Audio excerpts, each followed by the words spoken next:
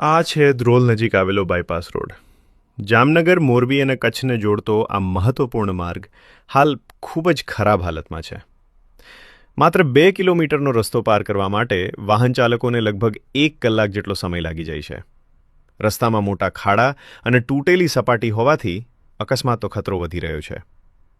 ભારે વાહનોને ખાસ કરીને ખૂબ મુશ્કેલી પડી રહી છે.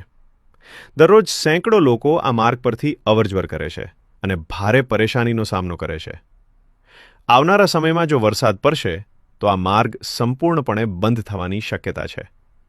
તેના કારણે જામનગર, મોરબી અને કચ્છ વચ્ચેનું સીધું જોડાણ અસરગ્રસ્ત થઈ શકે છે. વાહન ચાલકોને લગભગ 50 કિલોમીટર વધારાનો ફેરો મારવો પડે તેવી સ્થિતિ ઊભી થઈ શકે છે. આથી સમય અને ઇંધણનો ભારે બગાડ થશે તેમજ વેપાર ઉદ્યોગ પર પણ અસર પડશે. અમારી માનનીય સાંસદશ્રી અને ધારાસભ્યશ્રીને નમ્ર વિનંતી છે કે આ ધ્રોલ બાયપાસ રોડનું તાત્કાલિક નિરીક્ષણ કરીને જરૂરી સમારકામ કામગીરી શરૂ કરવામાં આવે. વરસાદી મોસમ પહેલાં માર્ગ સંપૂર્ણ રીતે સુધારી આપવામાં આવે તેવી અમારી અપેક્ષા છે.